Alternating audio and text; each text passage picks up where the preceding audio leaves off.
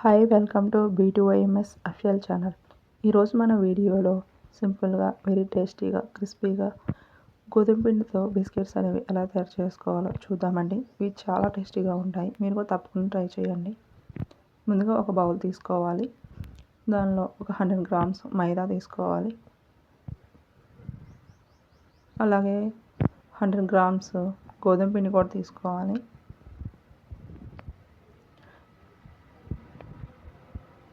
2 or 3 spoons Bombay రవ్వ తీసుకోవాలి.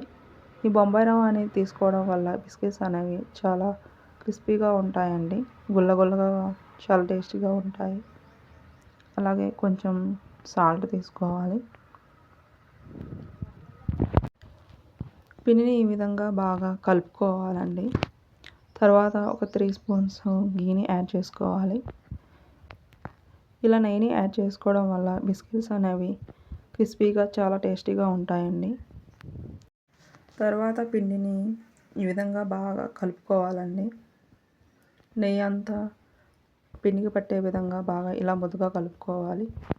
తర్వాత ఒక 50 గ్రామ్స్ బెల్లంని తీసుకొని దాంట్లో కొంచెం వాటర్ వేసుకొని ఈ విధంగా కరిగే వరకు కలుపుకోవాలి. ఆ తర్వాత పిండిలో వేసుకొని ఆ పిండిని ముద్దగా అయ్యే వరకు కలుపుకోవాలి. మనం చపాతీ పిండి ఎట్లా కలుపుకుంటామో ఆ విధంగా కలుపుకోవాలి. ఈ విధంగా పిండి బాగా ముద్దగా అయ్యే వరకు కలిపిన తర్వాత ఒక స్పూన్ గీ అనేది యాడ్ చేసుకోవాలండి. ఇలా గీ యాడ్ చేయడం వల్ల పిండి అనేది చేతికి అంటుకోకుండా ఉంటుంది. తర్వాత ఒక 50 మినిట్స్ అనేవి పక్కన పెట్టుకోవాలి.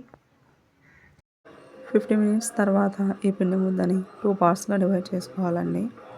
చపాతీ పీట తీసుకొని దాని మీద పిండి ముద్ద పెట్టి ఈ విధంగా చపాతీలాగా ప్రెస్ చేయాలండి. మరీ మందంగా కాకుండా పలుచగా కాకుండా మీడియంగా ప్రెస్ చేసుకోవాలి. ఈ విధంగా చపాతీలాగా చేసిన తర్వాత చపాతీని ఈ విధంగా స్క్వేర్ షేప్లో కట్ చేసుకోవాలి. ఆ తర్వాత చపాతీని చిన్న చిన్న బిస్కెట్ షేప్లో కట్ చేసుకోవాలి. బిస్కెట్స్ని స్క్వేర్ షేప్లోనే కాకుండా రౌండ్ షేప్లో కూడా కట్ చేసుకోవచ్చండి. ఈ విధంగా స్క్వేర్ షేప్లో కట్ చేసుకున్న తర్వాత ఆ పీసెస్ని ఒక ప్లేట్లో తీసుకోవాలి. తర్వాత స్టవ్ మీద కళాయి పెట్టుకొని మనం బిస్కెట్స్కి డీప్ ఫ్రై సరిపడా ఆయిల్ని పోసుకోవాలండి.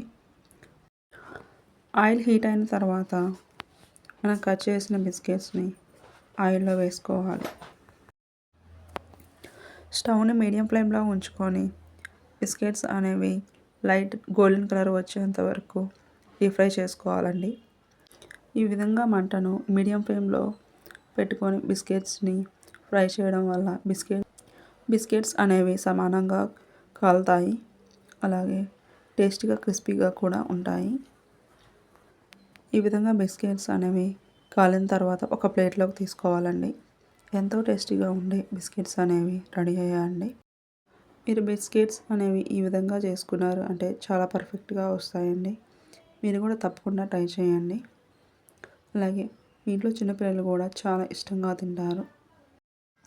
ఈ బిస్కెట్స్ అనేవి బాగా చల్లారిన తర్వాత ఒక బాక్స్లో స్టోర్ చేసుకోవచ్చు అండి, గాలిపోకుండా. ఈ విధంగా మనం 1 or 2 months వరకు స్టోర్ చేసుకోవచ్చు. టేస్ట్ కూడా చాలా బాగుంటాయి. మీకు ఇలాంటి రెసిపీస్ అనేవి కావాలంటే please like and subscribe my channel.